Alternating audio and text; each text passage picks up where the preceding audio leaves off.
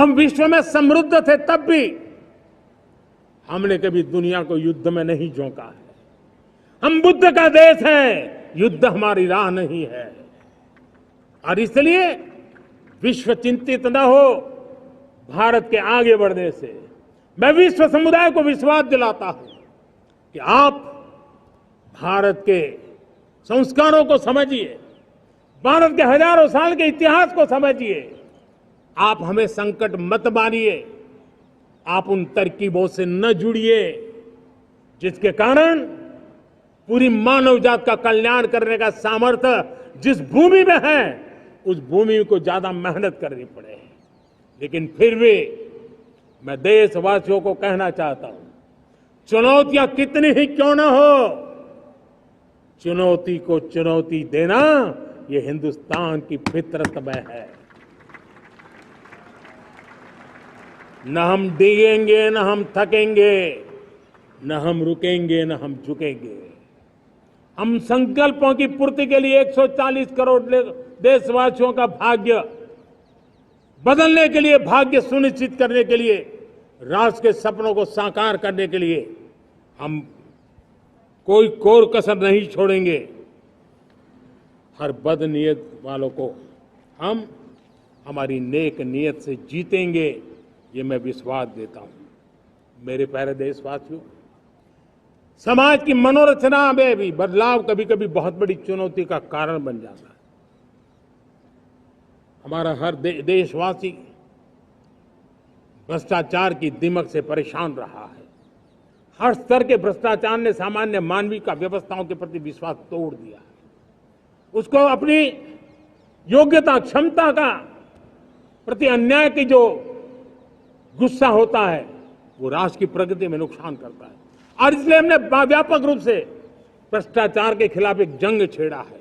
मैं जानता हूं इसकी कीमत मुझे चुकानी पड़ती है, मेरी प्रतिष्ठा को चुकानी पड़ती है, लेकिन राष्ट्र से बड़ी मेरी प्रतिष्ठा नहीं हो सकती है, राष्ट्र के सपनों से बड़ा मेरा सपना नहीं हो सकता। और इसलिए ईमानदारी के साथ भ्रष्टाचार के खिलाफ मेरी लड़ाई जारी रहेगी, तीव्र गति से जारी रहेगी और भ्रष्टाचारियों पर कार्रवाई जरूर होगी।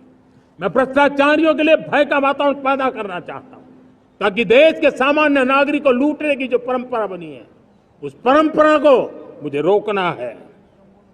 लेकिन सबसे बड़ी नई चुनौती आई, भ्रष्टाचारियों से निपटना तो है ही, लेकिन समाज जीवन में उच्च स्तर पर एक जो परिवर्तन आया है वो सबसे बड़ी चुनौती भी है और एक समाज के लिए सबसे बड़ी चिंता भी है।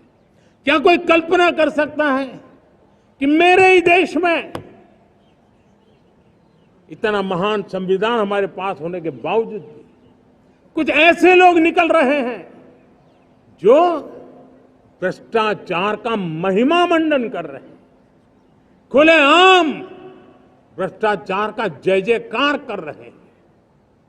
समाज में इस प्रकार के बीज बोने का जो प्रयास हो रहा है, भ्रष्टाचार का जो महिमा मंडन हो रहा है, भ्रष्टाचारियों की स्वीकार्यता बढ़ाने का जो निरंतर प्रयास चल रहा है वो स्वस्थ समाज के लिए बहुत बड़ी चुनौती बन गया है, बहुत बड़ी चिंता का विषय बन गया है।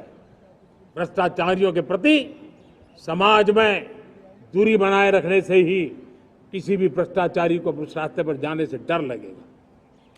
अगर उसका महिमा मंडन होगा तो जो आज भ्रष्टाचार नहीं करता है उसको भी लगता है कि तो समाज में प्रतिष्ठा का रंग बन जाता है, उस रास्ते में जाने में बुरा नहीं है।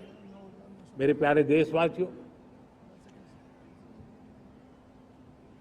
बांग्लादेश में जो कुछ भी हुआ है उसको लेकर पड़ोसी देश के नाते चिंता होना, मैं इसको समझ सकता हूं। मैं आशा करता हूं कि वहां पर हालात जल्द ही सामान्य होंगे,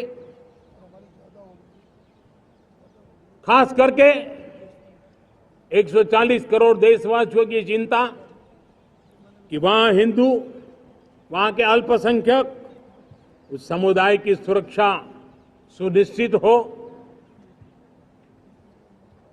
भारत हमेशा चाहता है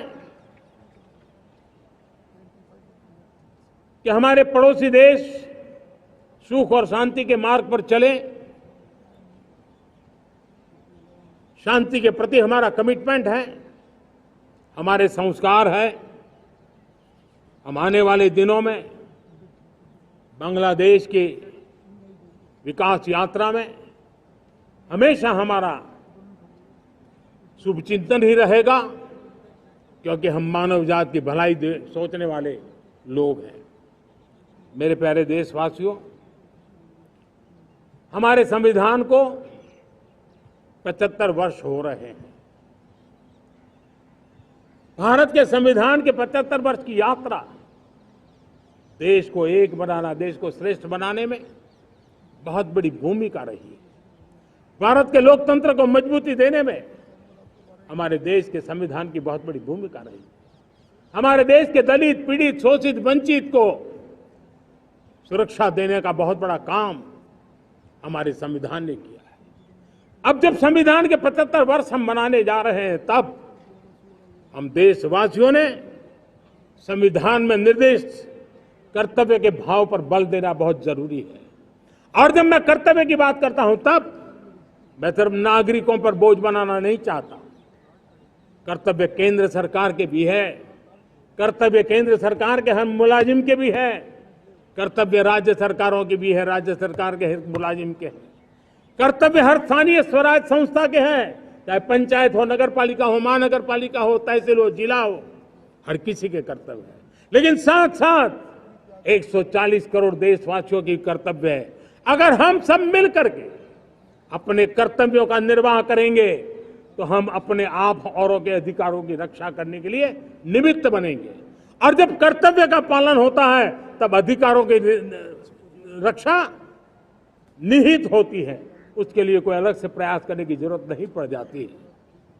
मैं चाहता हूं कि हमारे इस भाव को लेकर के हम चलेंगे, हमारा लोकतंत्र भी मजबूत होगा, हमारा सामर्थ्य और बढ़ेगा और हम एक नई शक्ति के साथ आगे बढ़ेंगे।